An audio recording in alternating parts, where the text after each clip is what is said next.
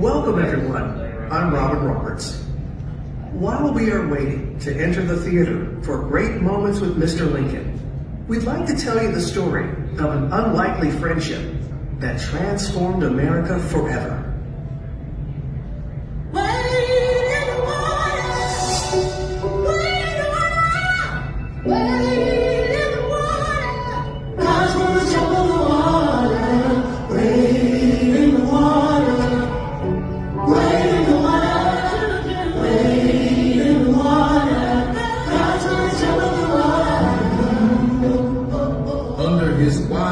Beneficent rule, we saw ourselves gradually lifted from the depths of slavery to the heights of liberty and manhood. Though we waited long, we saw all this and more.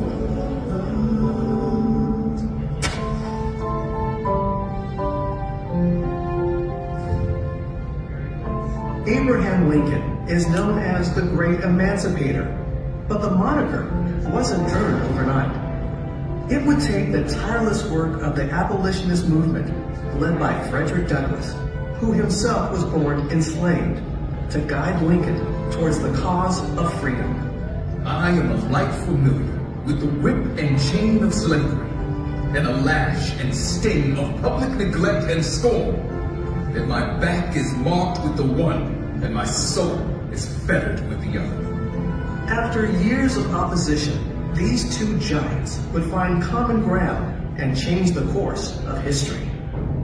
10 years before the Emancipation Proclamation was enacted, if all earthly power were given me, I should not know what to do as to the existing institution. Oh, had I the ability, and could I reach the nation's ear, I would today pour out a fiery stream of biting ridicule, blasting reproach, withering sarcasm, and stern rebuke. For it is not light that is needed, but fire. It is not the gentle shower, but thunder.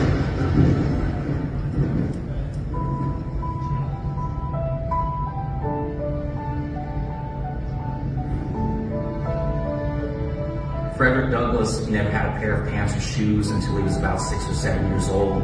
He would sleep head first in an old corn sack with his feet hanging out on cold winter nights to try and keep himself warm. Teaching the enslaved to read was illegal, so young Frederick secretly traded what little food he had in exchange for reading lessons. It just shows how much he understood how education was going to be his key to freedom. And a key to freedom it was. At the age of 20, Douglass made a daring escape and went north, settling in Massachusetts. There he soared. From orator, The one cannot be truly free, while the other is a slave. to newspaper editor, Truth is of no color. and best-selling author. From that moment, I understood the pathway from slavery to freedom. He was the central voice of the abolitionist movement. He had this natural gift for communication. He was eloquent. He was charismatic. There wasn't a venue, a building large enough to hold people who wanted to hear him. Would you have me argue that man is entitled to liberty? That he is the rightful owner of his own body? Must I argue the wrongfulness of slavery? In a time like this, scorching irony, not convincing argument, is needed. Much of Douglass's irony was directed towards Washington, D.C. and Abraham Lincoln, the anti-slavery president who took office just as the Civil War began in 1861. Anti-slavery is very different than being an abolitionist. It was very gradual that most anti-slavery candidates believed in the abolition of slavery. I do not suppose that ultimate extinction would occur in less than 100 years at the least. That would have put the end of slavery in 1958. And for Frederick Douglass, that's outrageous. Mr. Lincoln is quite a genuine representative of American prejudice, and far more concerned for the preservation of slavery. Douglas was relentless in his fight for freedom, and with the steady drumbeat of the abolitionist movement in his ear, Lincoln signed the Emancipation Proclamation, freeing enslaved people in the southern states, and for the first time making it legal for all black men to fight in the Civil War. These new soldiers injected the Union Army with much needed manpower, but still they faced discrimination and disparity. Douglas was so outraged that he makes a trip to DC and decides he wants to meet with Lincoln himself. To his surprise, Lincoln agreed to see him immediately. He was ushered up past all of the people that were waiting to see Lincoln that day. And just imagine this visual of this black man just bounding up the steps, and people are looking at him like, who is that? Lincoln begins the conversation, and he says, "Hello, Mr. Douglas," essentially. "It's good finally to meet you. I've read your writings a lot. I know you've been very critical of me." Their one-on-one left a lasting impression on both men, and Lincoln vowed to improve the conditions for black soldiers.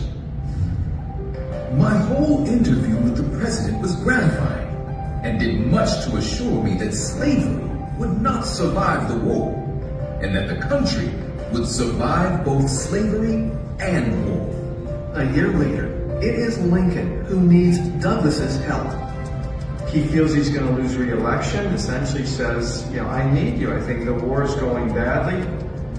Lincoln entrusted Douglas with creating a plan for aiding the escape of enslaved people from rebel territory so that they could join the Union cause. Douglas writes a detailed letter to Lincoln spelling out his vision of these special forces. He did not let me feel for a moment that there was any difference in the color of our skins. The president is a most remarkable man. With Douglas's support, Lincoln would go on to turn the tide of the war and win re-election. The following year, Douglas returned to Washington once more to attend the inauguration. Now in this multitude of elite of the land, I felt myself a man among men. It's the first time a president devotes most of the speech to African Americans. 1/8 of the whole population were colored slaves. Frederick Douglass heard his words and his language in Lincoln's address. Until every drop of blood drawn with the lash shall be paid by another drawn with the sword. The work that he had done over so many years, he was now hearing this at a very important moment in time in the nation's history. Douglas is invited to the White House for a reception, sees Douglas enter, and yells out, Here comes my friend, Frederick Douglass. There is no man in the country whose opinion I value more than yours. Mr. Lincoln, that was a sacred effort. Oh, freedom. Oh, freedom. Oh, freedom. Frederick Douglass spoke truth to power, and he never stopped fighting for his people, and he understood that the struggle continued. He said, without struggle, There is no progress. Power concedes nothing without a demand. It never did, and it never will.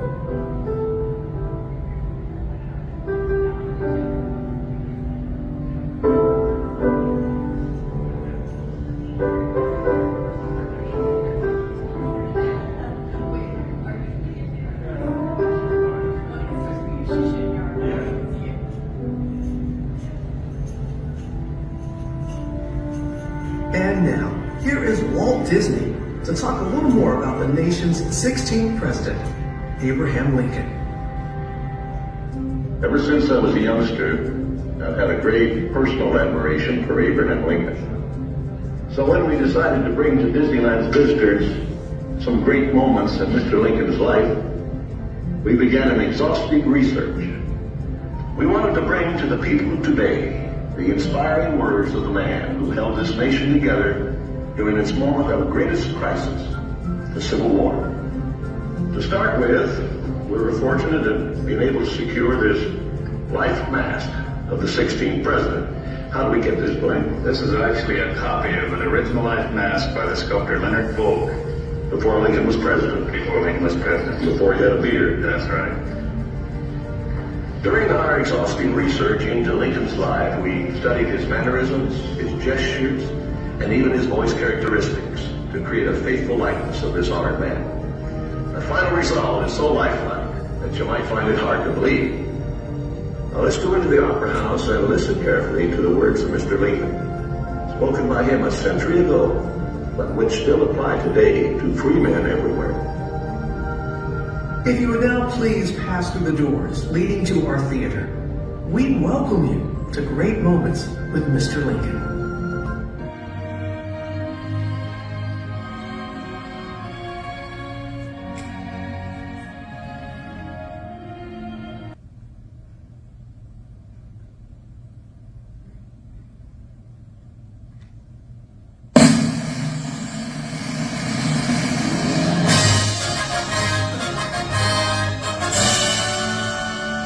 Ladies and gentlemen, we welcome you to Great Moments with Mr. Lincoln.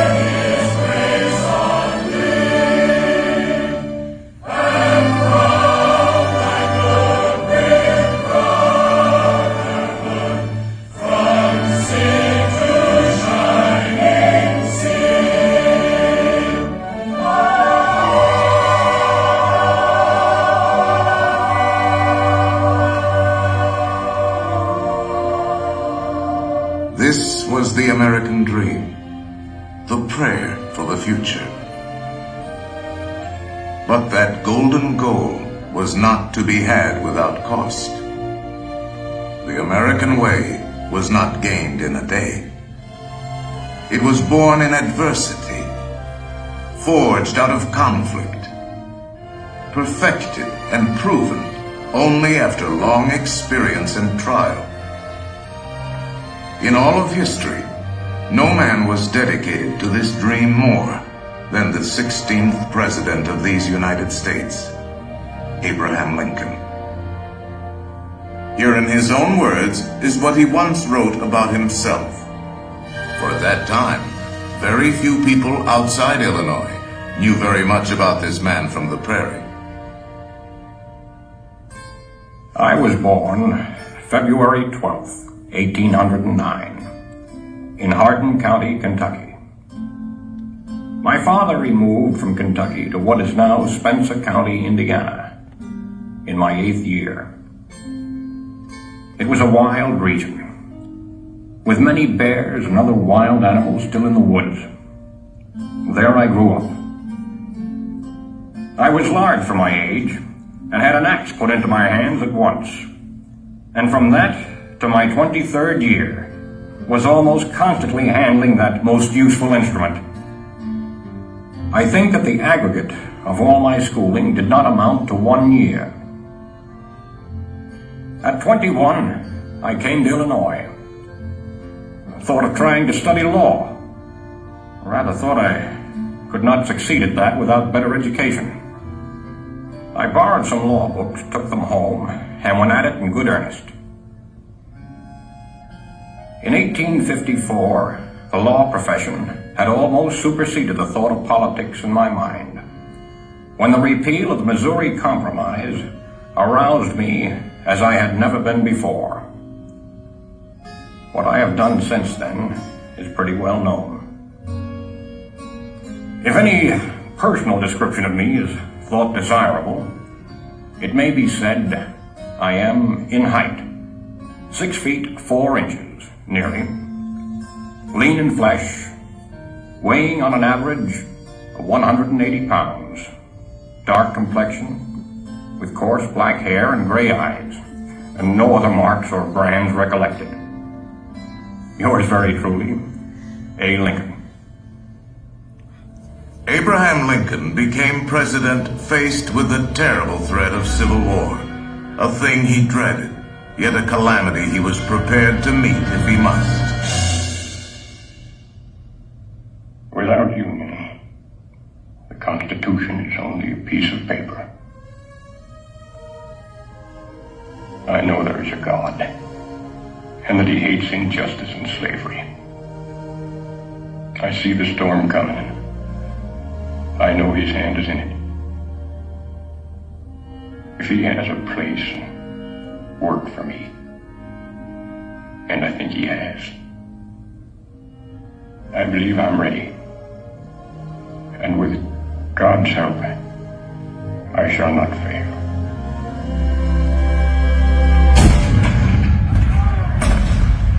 April 12, 1861, Fort Sumter. The cannon spoke for war. Civil war, violent, devastating. Now had come the reckoning, the supreme test that would decide whether a republic founded on liberty could survive the terrible strife of men's passions.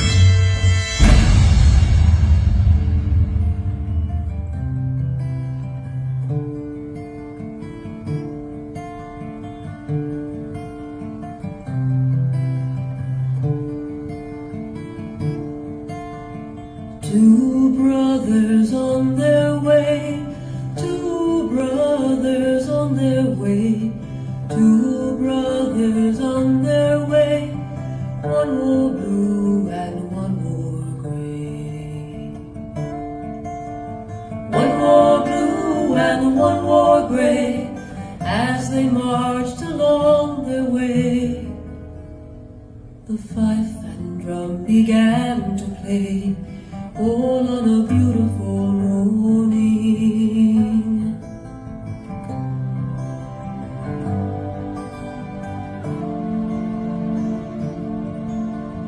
One was gentle, one was kind, one was gentle, one was kind. One came home, one stayed behind. A cannonball don't pay no mind. Cannonball don't pay no mind, if you're gentle or if you're kind. It don't think of the folks behind, all on a beautiful morning, all on a beautiful morning.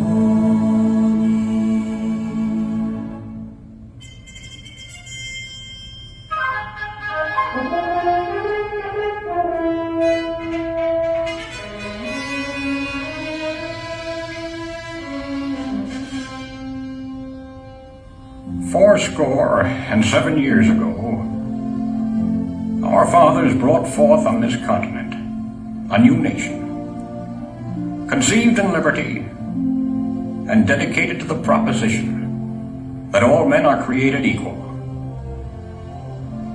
Now we are engaged in a great civil war, testing whether that nation, or any nation so conceived and so dedicated, can long endure. 10 brief sentences. So simple, so direct. Abraham Lincoln had not expected his words to live beyond their temporary moment. But time and history would dictate otherwise. And so today, his Gettysburg Address is immortal, a rich and treasured part of our country's heritage.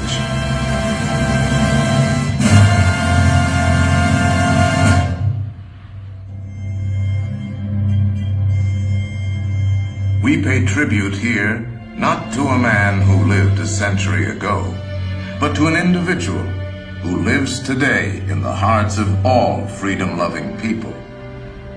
His prophetic words are as valid for our time as they were for his. And now, the skills of the sculptor and the talents of the artist will let us relive great moments with Mr. Lincoln.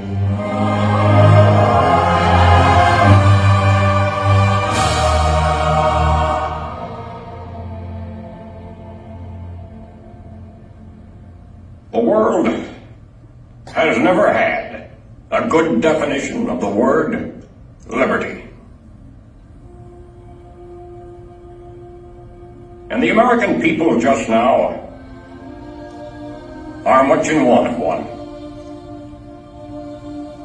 We all declare for liberty, but in using the same word, we do not all mean the same thing. What constitutes the bulwark of our liberty and independence? It is not our frowning battlements, our bristling seacoasts. These are not our reliance against tyranny. Our reliance is in the love of liberty, which God has planted in our bosoms. Our defense is in the preservation of the spirit which prizes liberty as the heritage of all men, in all lands, everywhere. Destroy this spirit, and you have planted the seeds of despotism around your own doors.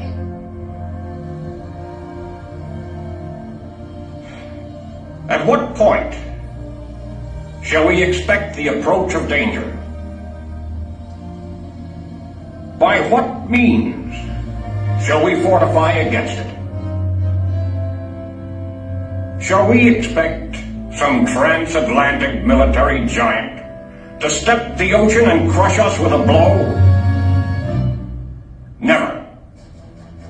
All the armies of Europe, Asia, and Africa combined could not by force take a drink from the Ohio or make a track on the Blue Ridge in a trial of 1,000 years. At what point, then, is the approach of danger to be expected?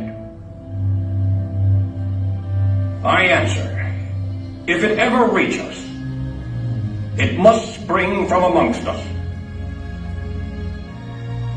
It cannot come from abroad.